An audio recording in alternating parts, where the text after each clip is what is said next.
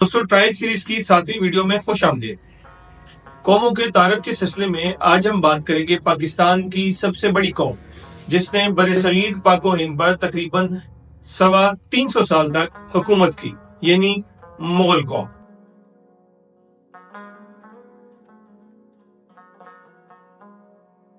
मुगल उर्दू, हिंदी और बंगाली जबान में मंगोल को कहा जाता है। तमाम वो लोग जो मुगल नस्ब का दावा करते हैं वो मुख्तलिफ वस्ती एशियाई मुगल बादशाहों और फौजियों की औलादें हैं।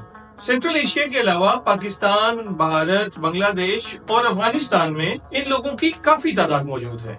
मुगल फातहीन का सिलसिला चंगेज खान से शुरू होकर उसके बाद अमीर तैमूर और मिर्जा जहीरुद्दीन बाबर तक आता है, जिसने मुगलिया सल्तनत की बुनियाद रखी जो 1526 से लेके 1857 की जंगे आजादी तक कायम रही। मिर्जा जहीरुद्दीन बाबर के साथ जो फौज का लश्कर आया था उसकी तादाद तकरीबन 12,000 थी, मगर फिर मुगल सल्तनत कायम होने के बाद हजारों की तादाद में मुगल सेंट्रल एशिया से हिजरत करके मुतहदा हिंदुस्तान में आए और यहाँ पे आकर आबाद हो गए। 16वीं सदी में लफ्ज मुगल मुख्तलिफ ग्रोहों की एक बड़ी तादाद का अहाता करता है। आम तौर पर भारत के तमाम मरकजी एशियाई तारकीन वतन अजबर, चुगताई, ताजिक, बरलाच या अफगान तारकीन वतन के लिए भी लफ्ज मुगल इस्तेमाल किया जाता था। दोस्तों, पाकिस्तान के मुख्तलिफ सूबों में मुगल कौम की तादाद कुछ इस तरह से है। पंजाब में 2 करोड़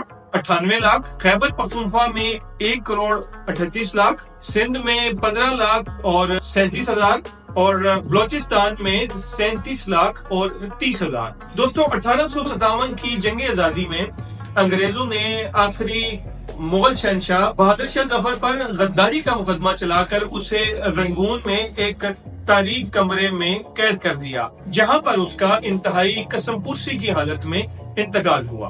और यूं 1526 से लेके 1857 तक तकरीबन 325 साल मुगल सल्तनत का खात्मा हुआ। मुगलिया सल्तनत के जवाल के बाद हुक्मरान खानदान के अफराद वहां से हिजरत करके पहाड़ों में आकर आबाद हो गए और इनकी एक कसीर तादाद अब भी आजाद कश्मीर में आबाद है। दोस्तों, मुगल कौम की शाखों में बेग, मिर्जा, मीर, चुगताई, बरलाच, पठान मुगल और उस्मानी मुगल नुमायां है। मुगल सल्तनत के बानी मिर्जा जहीरुद्दीन बाबर ने अपनी फतुहात का आगाज 1504 में काबुल को फतह करने के बाद किया। मिर्जा जहीरुद्दीन बाबर ने सबसे पहले काबुल में एक मजबूत हुकूमत कायम की और उसके बाद फिर हिंदुस्तान का रुख किया। पानीपत की पहली लड़ाई में इब्राहिम लोदी की शिकस्त के बाद इक़्तिदार पठानों के हाथ से निकलकर तैमूरी मुगलों के हाथ में आ गया। जहीरुद्दीन बाबर के हमले के वक्त राजपूतों ने पठानों का साथ न दिया। उसकी वजह यह थी कि राजपूत खुद हिंदुस्तान पर हुक्मरानी का ख्वाब देख रहे थे, वरना अगर राजपूत पठानों के साथ मिलकर बैरूनी हमला आवर का मुकाबला करते तो शायद हालात कुछ और होते। राजपूतों का ये ख्याल था कि बाबर भी तैमूर की तरह लोदी हुकूमत को तबाह बर्बाद करके वापस चला जाएगा और इस तरह वो लोदी हुकूमत के तबाहशुदा खंडर पर अपनी हुकूमत की बुनियाद रखना चाहते थे।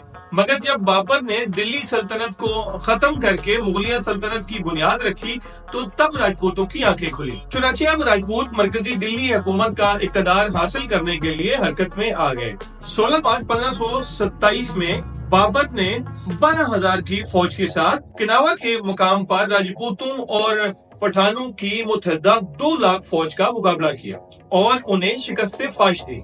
फिर उसके बाद 6 मई 1529 को मिर्जा जहीरुद्दीन बाबर ने बंगाल के हाकिम नुसरत शाह और शिकस्त खुर्दा अफगान सरदारों की मुतहदा फौज को दरियाए घाघरा के किनारे शिकस्त फाश दी। दोस्तों, अब किनावा और घाघरा की फतवात के बाद मुगल इक़्तिदार को चैलेंज करने वाला कोई न रहा। मगर 1799 में टीपू सुल्तान की शहादत के बाद हिंदुस्तान के सियासी फक पर सिर्फ मरहटा ताकत ही बाकी रह गई थी, जिसे मुख्तलिफ महाजों पर शिकस्त देकर ईस्ट इंडिया कंपनी ने 1803 तक इक़्तिदार से बेदखल कर दिया। 1857 की जंग आजादी में अंग्रेज ने न सिर्फ अपनी फौजी ताकत को मनवा लिया बल्कि अपनी सियासी बरतरी भी तस्लीम करवा ली और उसकी बुनियादी वजह यह थी कि मुगलों की फौजी ताकत आपस की खाना जंगी में तबाह हो चुकी थी।